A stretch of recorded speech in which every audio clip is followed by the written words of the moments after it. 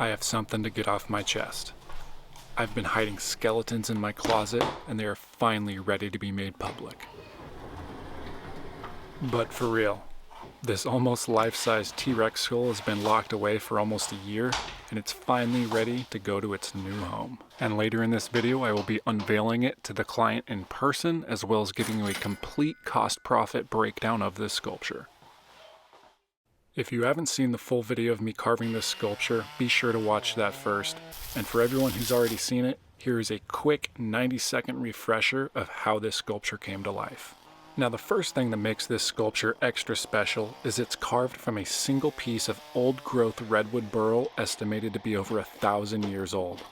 In 1968, old-growth redwood became a protected species, meaning no more trees could be harvested. That means the only way you get your hands on a piece of wood like this is if it was a previously fallen tree. This makes this piece of wood extremely valuable because it's rare to find something like this in the marketplace, and it demands a very high price tag. I paid around $5,000 for this piece of burl. This sculpture was by far the hardest thing I've ever carved. The biggest challenge was carving out the inside of the skull cavities, which took weeks.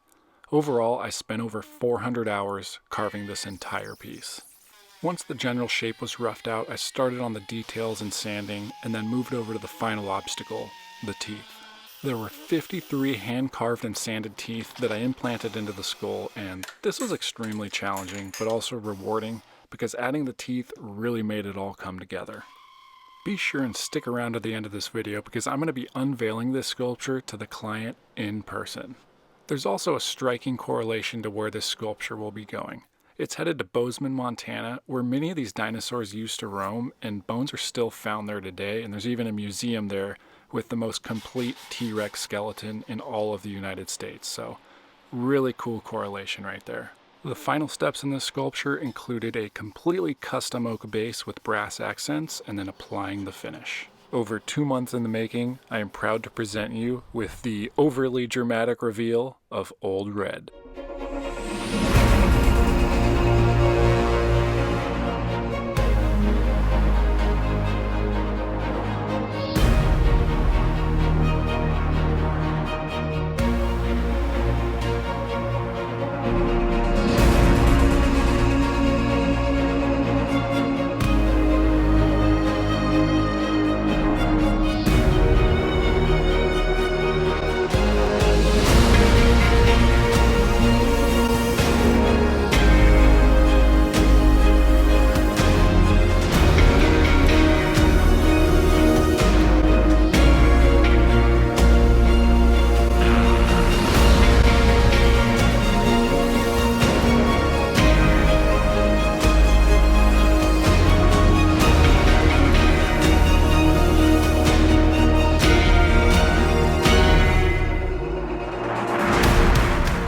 So dramatic, I just can't handle it.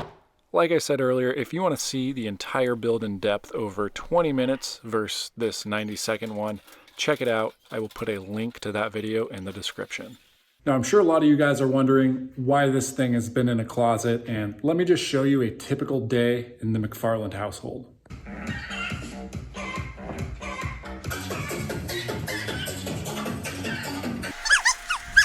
Standard day. As you can see, my house is in constant chaos, and this sculpture wouldn't last a minute outside of that closet. This has got to be one of the most fragile sculptures I've made due to the thin bones, the teeth, and the way it's assembled. So creating this thing is going to take some planning and expertise. My plan is to make 3 separate crates, one for the upper skull, the lower jaw, and one for the pedestal. Making 3 crates also means I'll be using a lot of material for this, and I think I spent around $500 just on materials. I hope this video gives you guys some good insights and tricks to learn while creating something fragile. I realize not everyone's going to be creating a life-size T-Rex sculpture. However, all these same techniques can be used when shipping anything that's fragile, like pottery, picture frames, or anything oddly shaped. All these techniques will be pretty much the same. I'll start out by taking my 3 widest measurements of the sculpture or thing that I'm creating, and I will add 3 inches to every side. From there, the process is pretty much straightforward. I am just making a box, and when you do those measurements, especially the 3 inches extra on each side, you also have to account for the width of the 2x2s. Once the box is complete, it's time to start adding some sidewalls, and here's just some OSB, and I have a pro tip for you. Do 2 sheets at once and it'll save you a ton of time.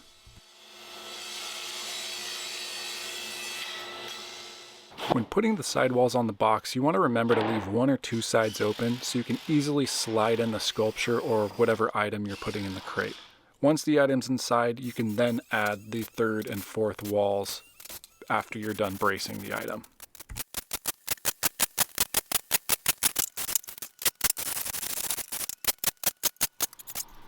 In just a couple hours, I had 3 of my crates done, and it's time to disassemble this T-Rex skull with the help of my wife here, and then we will start packaging up these pieces.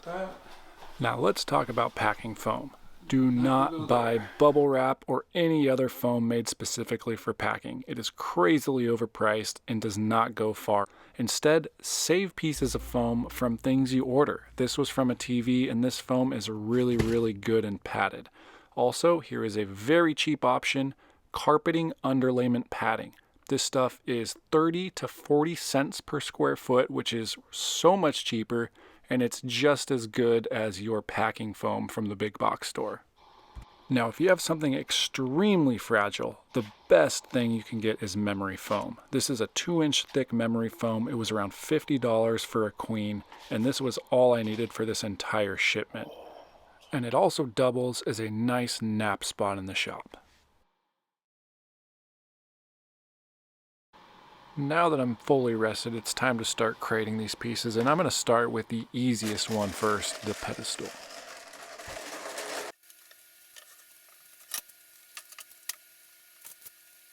I first start by protecting the wood with a bed sheet, and then I start saran wrapping foam around my 2x2 for support on all sides of this pedestal. The key to packaging every item successfully is to brace it with foam and 2x4s on all sides with even pressure. And don't forget to also brace on top of the item, forcing it down towards the bottom of the crate. Notice how I left 2 sides off the crate while packing the pedestal. Sometimes it's easier to slide in the 2x2s when the side is off. Now I need to brace the pedestal on top, so I attach that sidewall, and now I can use that to support my downward forced 2x2s. By bracing the item on all sides like this, it ensures that whatever bumps and potential falls that might happen along the way, the item should not move within the crate. At least that's the theory I'm going with. Now it's time for the hard part. I first place the skulls on that mattress foam, and then I just kind of trace out the bottom section of it and then cut it with an X-Acto knife. I'm going to use 2 layers of this foam, giving me 4 inches on the bottom of each crate. And before I permanently install them in the crate, I use some bed sheeting to lightly wrap around the teeth. I have to really go light here so the teeth don't poke through or get stressed with the force of the wrap. And here I used my son's bed sheet. It's the only sheet I had on hand, and hopefully this works really well. I then made these inner sidewalls with just some spare OBS and some 2x4s. I hot glued them on there, and then I did my best to put in 3-inch screws from behind. And yes, I did miss a lot, and I had to take them out, move them an inch, put them in again, but eventually I got all of them screwed in. Then the only thing left to do is put in that lower jaw, and here I'm doing some downward force bracing in the section where there are no teeth on this lower jaw. And just like that, the lower jaw is successfully packaged. I'm going to be doing pretty much the same thing for this upper skull. The only thing different is I have a weird angle here, so I basically just traced a line on the outside of the crate, which should give me my inner angle. Cut that on both sides, put it in, and that fit, so I foamed them up and then braced in that skull.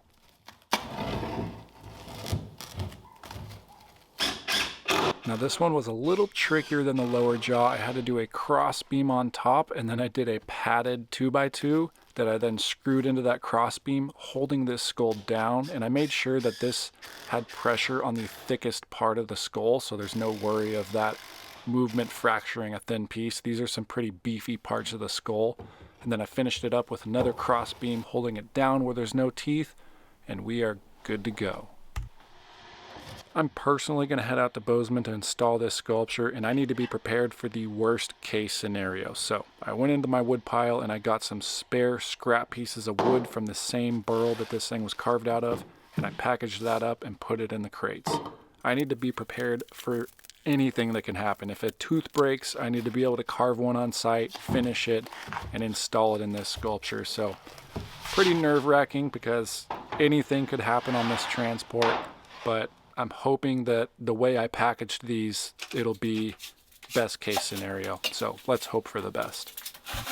Now, if you only take away one tip from this video, let this be it. You must attach the crate to the pallet securely on all sides. I can't tell you how many times I've seen crates almost fall off the pallet when using the liftgate or pallet jack. Secure it on all sides to the pallet. Now here's something I've never done before, but I think it will actually help during transportation, is I put the skull crate on top of this foam. And I think, oh, we got a photo bomber here. I did not see this until I started editing. That little sneaker. Yeah, I'm going to be in trouble. Anyways, I think that foam's going to really help with the vibration during transport. At least I don't think it can hurt, so we're going with it. Last thing to do is I secured every crate to one another so they are all attached in multiple spots. And then I took some saran wrap, wrapped the entire thing. Halfway through I had to stop. I got a little dizzy. And then once I collected myself, we are done with these crates. Daddy. Yeah? Mommy bought yellow watermelon. Yellow watermelon? It's just a thing. Is it really yellow watermelon? Here, show the camera. It's yellow watermelon? This is yellow watermelon. That's crazy. You have a bite. It tastes like normal watermelon. All right, I'll be in there in a sec. Okay. All right. So, with that being said, I am done for the day, but I'm very nervous about a pallet jack being able to move this and put this on a lift gate of a semi truck tomorrow. But that is a problem for tomorrow. I am done for the day. I'm gonna go get some rest and I'll see you guys tomorrow. It is officially tomorrow and it's also pickup day as well. So I'm doing my last attempt at trying to make sure these crates feel noticed and feel loved by the movers. I think they should get the hint with all this. What do you think?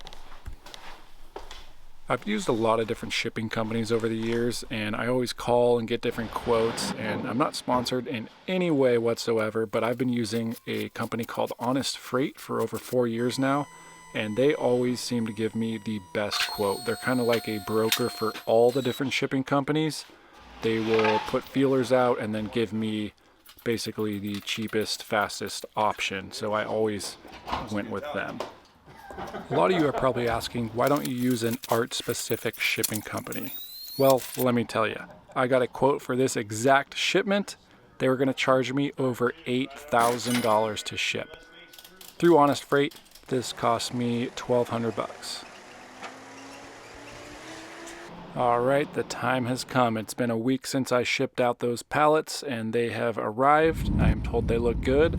It is time to head to Bozeman, but first, pit stop in Las Vegas, baby. Come on, are we rich? Oh, hey. Oh, what do we win? 10. Nice. And we lost all our winnings in about 5 seconds after that video. Now, back up in the plane, and we are arriving in Bozeman, Montana, and the craziest thing happened at baggage claim. Check this out. That's unbelievable. Slightly bigger.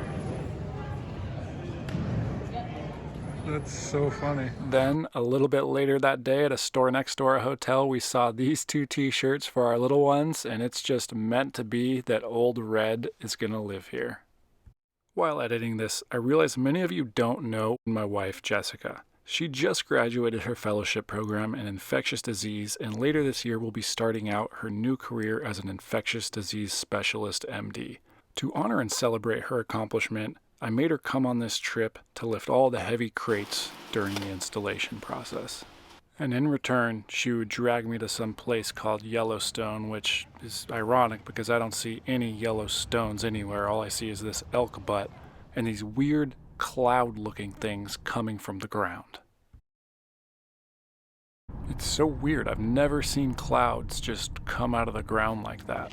And then we went to this weird lake, and there was more clouds coming out of this crystal clear swimming hole. Although I was told that if you swim in it, you'll instantly die. And then we went to this place with this other cloud spewing out of a hole, and all of a sudden, it shot cloud juice 120 feet up in the sky. This is like the craziest thing I've ever seen. And as quickly as it spewed up into the sky, it went back down into its little cloud hole and was gone forever. This is a weird place. Then, shortly after that, we were hiking, and I stumbled upon this. Cow patties. And then I finally got my first glimpse of the cows here, and they look so much different than in California. And this got me thinking. I have a new membership page where I show behind-the-scenes stuff, early access to new videos, and more engagement from my top supporters. I want to commemorate each and every one of my new members by naming a Yellowstone cow after them. Here is the glorious Kishak Kumar, munching on his afternoon snack. And look at this beast. This is none other than Chief Nickel, showing his chiefiness by blocking the road up ahead. Tracy Bowling is walking into a meadow, and then I spot this wolf out of nowhere. And then out pops Trinity Riley, munching on some salad. As for the rest of these weird-looking cows, these could all be you. Look at all those potential members out there. And just like that, our trip at Yellowstone was over, and the sun quickly turned into lightning and hail. Thank you for taking that Yellowstone journey with me. Now it's time for business. It's installation day, and I'm extremely nervous about opening up these crates. But first, let's tell you about how all of this came to be. This is James and his wife, Campbell. A couple years ago, James reached out to me and commissioned me to carve this bear sculpture that would eventually become a surprise wedding gift to his bride. This was my very first commissioned epoxy and wood sculpture, and I cannot thank James enough for trusting me to create this one-of-a-kind sculpture. This really jump-started my career and led me down the path of wood and epoxy. Fast forward to now, James runs the company Element, and they are moving into a new building in Bozeman. James wanted a one-of-a-kind piece to add to the office, and I told him to just wait and see what was hiding in my closet. We ended up shipping the crates to James and Campbell's house instead of the office because it was still under construction. After seeing the crates there, the only thing that worried me was this weird little gash in the top of it, which I have no idea how that happened. And while we were uncrating, Jess got a little distracted. Luckily, I had Mitch here helping me all day. Mitch is part of the Element team and was nice enough to help me install this sculpture. He's also a really good woodworker, so I know old Red is in good hands in case something were to happen. Thank you, Mitch, for all your help. Once on site, we brought the smaller crates upstairs to where the sculpture will be installed, and then uncrated the pedestal outside because it would have been too heavy to carry up those stairs.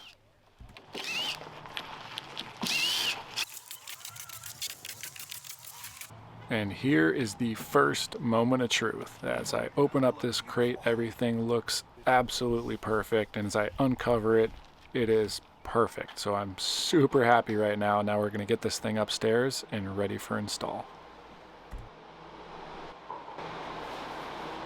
Okay, looking real good.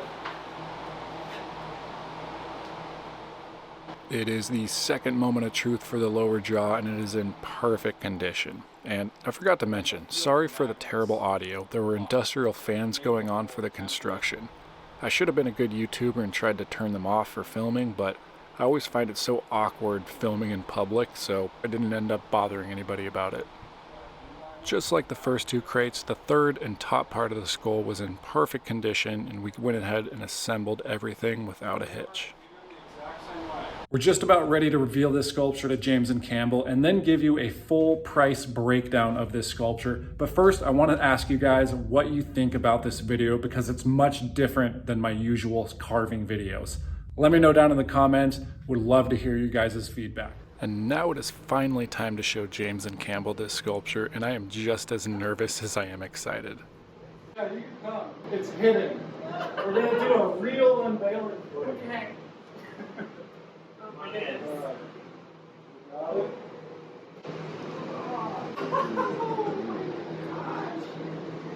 Wow, with the light. This is amazing. Wow. Powdered metal steel. Yeah. Piece of wood to make it solid. What a collab with nature. Like the lines in it already are. So that's just the natural burl. That's what makes this piece so special. I'm so pumped I got to be there in person to meet James and Campbell and also see their reactions to seeing this sculpture for the first time. Thank you guys for trusting me with this sculpture, and I hope you and everyone else at the office cherishes this piece for years to come. All right, let's get into the cost breakdown of this sculpture, and I'm gonna get right into it. I spent $5,000 on the redwood burl, $1,000 for the wood on the pedestal, the brass, and the lighting on the pedestal, $700 for the steel pedestal base, and around $300 for all consumables throughout the sculpting process. This brings me to a total of $7,000 to create this sculpture. Now, I do things a little bit differently than most. The price you see for my sculptures online are exactly what the client's gonna pay, meaning I will personally cover all crating, shipping, and installation costs if it's a sculpture that needs to be installed by me. With that being said, I spent $750 each on flights. So for me and my wife, it was $1,500 to fly to Bozeman. We paid $400 a night at a hotel times 3 nights, which is $1,200. Crating materials, $550. Shipping was $1,200. Transportation from the airport and from place to place, around $150. And Yellowstone, priceless. This brings us to a total of $4,600 for shipping and installation. Add that with the $7,000 expense for the actual sculpture and we get a grand total of $11,600. All right, and then let's jump right to the other side. I sold this sculpture for $48,000 minus that $11,600 of expense, and I get a grand total of $36,400 profit. Now, if you want to know the hourly rate of this, I just had to change it because I spent 400 hours on the sculpture, but I didn't account for all of the crating, which took me a full week. So we're going to say 36,400 divided by 450 hours, and that gives me around $80 per hour. Now let me know what you guys think. Is this too high, too low, or just about right? Let me know down in the comments, and thank you guys for watching this video.